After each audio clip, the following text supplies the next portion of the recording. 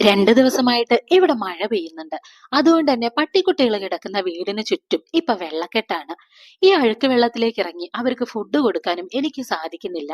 വീടിന് പുറകുവശത്തേക്ക് ചെല്ലുന്തോറും താഴ്ന്ന പ്രദേശമായതുകൊണ്ട് തന്നെ നല്ല താഴ്ചയിലാണ് വെള്ളം കെട്ടിക്കിടക്കുന്നത്.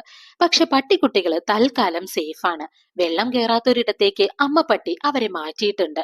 മഴ പെയ്യുമെന്നുറപ്പായപ്പോ ഞാൻ ഈ വീടിന്റെ ചുറ്റും നടന്ന് പട്ടിക്കുട്ടികളെ എടുക്കാൻ ശ്രമിച്ചിരുന്നു. ദാ ഈ ഇരിക്കുന്ന ഒരുത്തനും വേറൊരാളും മാത്രമാണ് ഞാൻ വിളിച്ചപ്പോ എന്റെ അടുത്തേക്ക് വന്നത്. മറ്റു 4 നായ്ക്കുട്ടികളും എന്റെ സ്വരം കേട്ടപ്പോ വീടിനകത്തേക്ക് തന്നെ മാറിയിരിക്കുകയായിരുന്നു. അതുകൊണ്ട് തന്നെ എനിക്ക് അവരെ എടുക്കാനും കഴിഞ്ഞില്ല. വിറകുപുരയിലാണ് ഞാൻ ഇവരെ സൂക്ഷിക്കുന്നത്. മഴ പെയ്തപ്പോ വിറകൊക്കെ ഇങ്ങോട്ട് മാറ്റേണ്ടി വന്നു.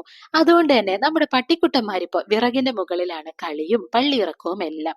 ദാ ഇവരെ രണ്ടുപേരെയുമാണ് ഞാൻ ഇങ്ങോട്ട് കൊണ്ടുവന്നത്. 2 പട്ടിക്കുട്ടികള് എന്റെ അടുത്തുണ്ടെന്ന് മനസ്സിലായതോടെ അമ്മ പട്ടി ഇപ്പോ മതില് ചാടി ഇങ്ങോട്ടേക്ക് വരുന്നുണ്ട്. ഇപ്പൊ അവൾക്കെന്നെ പഴയതുപോലെ അത്ര പേടിയൊന്നുമില്ല. ഞാൻ അടുത്തേക്ക് ചെന്നാലും അധികം കുരയ്ക്കാറുമില്ല. പാവത്തിനിപ്പോ നല്ല കഷ്ടപ്പാടാണ്. ഒരു സ്ഥലത്ത് അടങ്ങിക്കിടക്കാൻ കഴിയുന്നില്ല. രണ്ടെണ്ണം എന്റെ അടുത്തായതുകൊണ്ട് തന്നെ ഇടയ്ക്ക് ഇങ്ങോട്ടും വരണം. മഴയത്ത് വെള്ളക്കെട്ട് കിടന്ന് അവളുടെ മറ്റു 4 മക്കളുടെ അടുത്തേക്കും ചെല്ലണം. മഴയത്തുള്ള അവളുടെ ഈ പരക്കം പാച്ചില് കാണുമ്പോ സങ്കടം തോന്നാറുണ്ട്.